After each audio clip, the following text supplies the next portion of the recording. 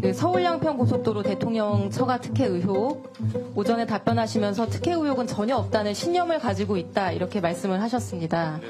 신념을 가지실 정도면은 충분히 사실관계 숙지하고 검토하셨다는 의미겠죠? 네, 그렇습니다. 네. 장관님 취임 전의 일이어서 제가 당시 도로국장님께 이걸 여쭤보려고 했었는데 자세히 보셨다고 하니 장관님께 질문을 먼저 드리겠습니다. 네. 네. 청장님도 발언 때 같이 계시면 되겠습니다. 자, 슬라이드 보여주시면요. 오래된 일이니까 좀 기억을 상기해 보겠습니다. 대통령 처가는 양평군 강상면에 크게 두 덩어리의 땅을 가지고 있습니다. 하나는 중부내륙고속도로 오른편 지도에 A라고 표시된 곳인데요.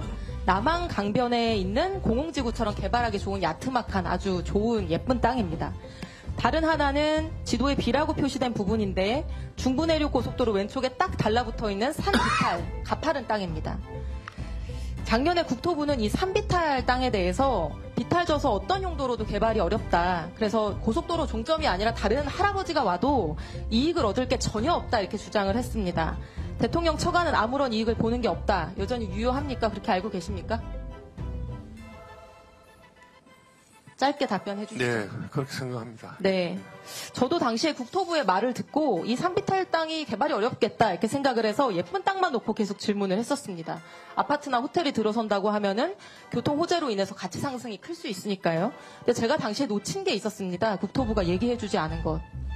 바로 이 고속도로 종점이 한 번 변경된 것이 아니라 두 번 변경됐다는 점이었습니다.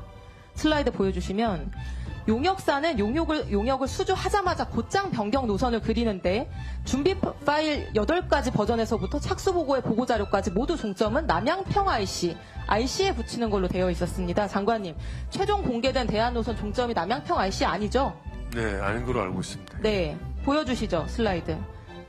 근데 착수보고 28일 후에 갑자기 종점이 한 번 더 바뀝니다. 남양평 IC보다 한 1.3km 위에 있는 새로운 지점입니다. 대안 1이라고 되어 있는 파란색 노선인데요. 이게 최종적으로 발표된 대안입니다. 이 대안의 종점 부분 확대해서 보겠습니다. 다음 슬라이드. 종점의 램프 부분이 정확하게 대통령 처가 소유의 산비탈 땅과 겹치게 되어 있습니다. 갑자기 IC에 직접 붙이는 안이 폐기되고 대통령 처가 땅에 마치 자를 대고 이은 것처럼 정확히 자로 잰 듯이 연결이 됩니다. 장관님, 이렇게 되면 대통령 처가는 토지 보상을 받게 되는 건가요? 노선 내용에 따라서는 그럴 가능성이 있을 것 같습니다. 이 사실 알고 계셨습니까? 오늘 처음 합니다. 예. 이런 것도 검토를 안 해보시고 신념까지 말씀하신 거예요?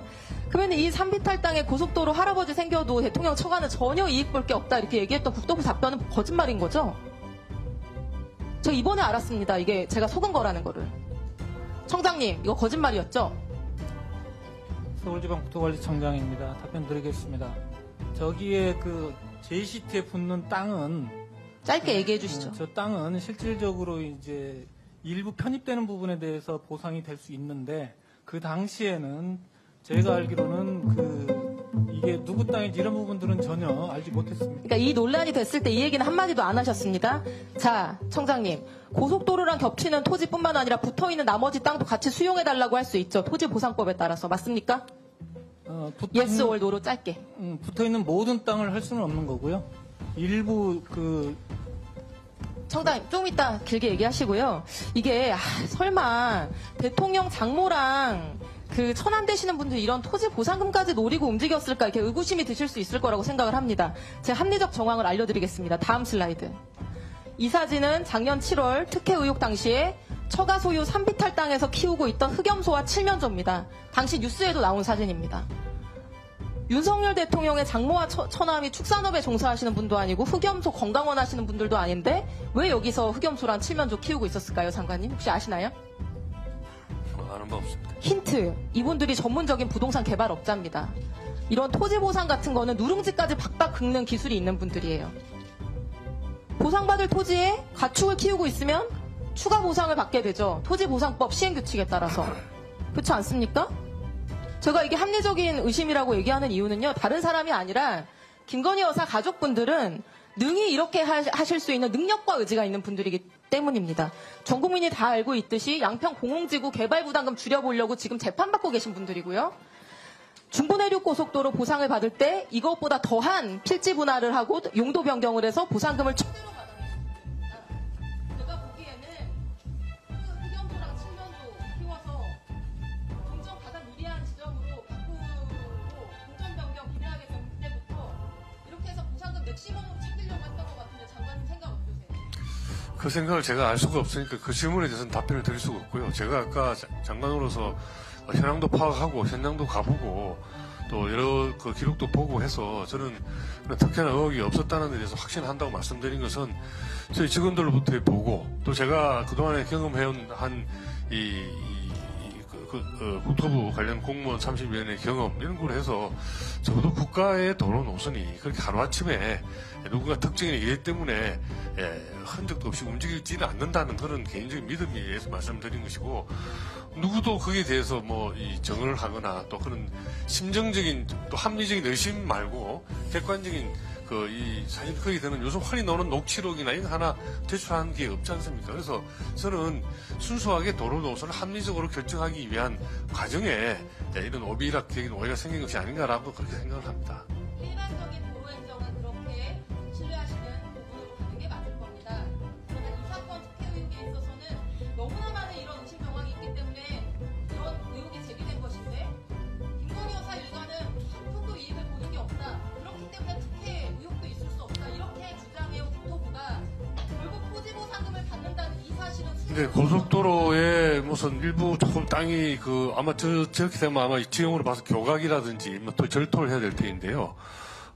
그 보상금 조금 받는 것이 그렇게 크게 무슨 이 도움이 될까 하는 건 사실은 저도 의원님 질의에 합리적인 의심을 가지고 다시 되물어보고 싶습니다. 그게 조사를 해보고 검토해보신다. 상당히 비탈도 있는 땅이던데요. 그 땅이 상당히 평지가 아니고 굉장히 경사가 있는 그 산지라고 제가 기억이 나는데 그런 땅에 일부 보상을 조금 받는데 얼마 받을지는 모르겠습니다만은 그게 그렇게 큰 돈일까 하는 그런 생각도 들고 그것 때문에 없는 쓰레기 땅에 토지 보상금 받고 엑시트하려고 했던 거 아닌가라고 하는 의심을 얘기하는 거고요. 장관님 오늘 처음 들으셨다고 하니까 이렇게 즉답하지 마시고 이런 의혹을 제기했으면 조사해보고 검토하시고 그 결과를 알려주시기 바랍니다. 이상입니다. 네, 조사는 모르겠지만 검토는 다시 해보고 현장 확인을 해보겠습니다. 예, 수고하셨습니다. 자, 여기서부터 잠시만 주목해 주시기 바랍니다. 제가 구독자분들을 위해서 깜짝 선물을 하나 준비했습니다. 제가 항상 여러분들께 뭐라고 말씀드렸나요? 뉴스만 평소에 잘 챙겨보셔도 돈이 된다, 돈을 벌 수 있다고 말씀드렸는데요. 자, 여기 보이는 각종 뉴스, 코로나, 러시아 우크라이나의 전쟁, 엔비디아의 실적, 트럼프와 김정은의 관계 등등 이러한 뉴스를 보게 되면 여러분들은 어떤 생각이 드시나요? 그냥 뉴스만 보고 끝내는지 아니면 이 뉴스를 어떻게 이용할 수 있는지 이 부분을 고민하고 계시는지를 되물어보고 싶습니다. 그 이유가 뭐냐 하면 제가 지난 1월 여러분들께 뭐라고 말씀드렸나요? 지금은 반도체 산업에 관심을 가져야 한다. 뉴스만 보고 그냥 넘기지 마시고 한번 투자 쪽으로 고민해 보셔야 한다라고 말씀을 드렸습니다. 그리고 나서 이런 썸네일을 유튜브나 뉴스를 통해서 많이 보셨을 텐데요. 이런 반도체 산업이 이슈가 되었을 때 부자들은 어떻게 생각한다고 했나요? 반도체와 관련된 투자 수단은 뭐가 있는지, 어떤 주식이 가장 좋은지, 어디에 투자해야 돈이 몰리는지 자연스럽게 생각한다고 제가 말씀드렸죠. 그 이유가 부자들이 봤을 땐 이슈가 돈으로 이어지고 그 이슈가 나에게 돈을 벌어준다는 경험적 확신이 있기 때문에 부자들은 항상 이런 사회적 이슈와 돈의 흐름을 관심 있게 쳐다본다고 제가 말씀드렸는데요. 이번에도 마찬가지입니다. 제가 지난번에 시청자분들과 함께하는 주식으로 수익내기 이벤트를 진행했었는데요. 당연히 100% 무료로 진행되었고 자 여기 보시면 아시겠지만 제가 지난번에도 저한테 구독이라는 문자를 보내주신 모든 시청자분들께 이렇게 반도체 관련주 중에 많은 종목이 아니라 가장 급등할 확률이 높은 딱 한 종목, 한미반도체 딱 한 종목만을 추천드렸어요. 그러면서 여기 나와 있는 대로 정확히 얼마에 매수해야 하는지 수익률이 얼마가 나왔을 때 팔아야 할지 정확히 말씀드렸는데 자 지금 실제로 어떻게 되었나요? 오른쪽을 보시면 아시겠지만 제가 1월에 문자로 이 한미반도체를 소개해드리고 나서 실제 3배 이상의 급등이 나왔죠. 그래서 당시에도 굉장히 많은 분들이 제가 드린 이 종목으로 수익을 크게 내실 수 있었는데요. 다시 한번 수익 축하드리고 이번에도 마찬가지입니다. 최근에 이슈가 되고 있는 것이 이 하마스와 이스라엘 전쟁, 러시아와 우크라이나 전쟁이기 때문에 우리가 어떻게 생각해 볼 수 있을까요? 더군다나 북한까지 참전한 마당에 전쟁이 앞으로 계속해서 심화될 가능성이 있는데요. 더욱이 중국 또한 대만에 대한 전쟁 압박 수위를 높여가고 있어 전 세계가 혼란스러운 상황입니다. 이렇게 전쟁이 계속해서 심화되면 피해가 커지기 때문에 전쟁에 필요한 군수물자, 의료 지원 물품들이 실제로 더 많이 필요할 수밖에 없는데요. 그럼 그 중에서 실제 전쟁의 여러 물자들을 지원해 본 경험이 있고 건설, 의료 수준이 높은 우리나라 기업들 중에 한 곳이 가장 크게 부각받을 수밖에 없는 것이고 당연히 우리가 이쪽으로 생각해야 된다는 겁니다.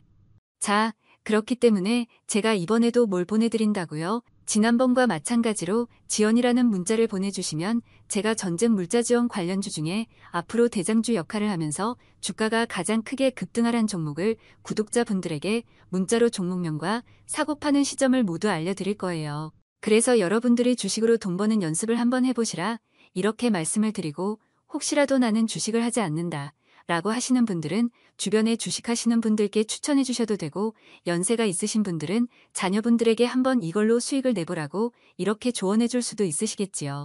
그래서 지금 이 영상을 보시는 시청자분들 중에 나도 이번 종목이 궁금하다 하시는 분들은 누구나 상관없이 어느 시간대나 상관없이 부담 없이 이렇게 위쪽 상단에 제 번호 남겨두고 있습니다. 저의 개인 번호 010-2803-3347 남겨놨고요. 지난번처럼 지원이라고 보내주시면 제가 이번에도 똑같이 무료 추천급등주 문자를 보내드리겠습니다. 그래서 제 번호 010-2803-3347로 문자 보내주시면 여러분들이 직접 이수를 통해서 돈 버는 연습을 해보실 수 있는 것이고 제가 돈을 받는 것도 투자를 대신 해드리는 것도 아니니까 부담 없이 신청해 주시면 되는 겁니다. 그리고 수익이 나면 저는 다른 것은 바라지 않습니다.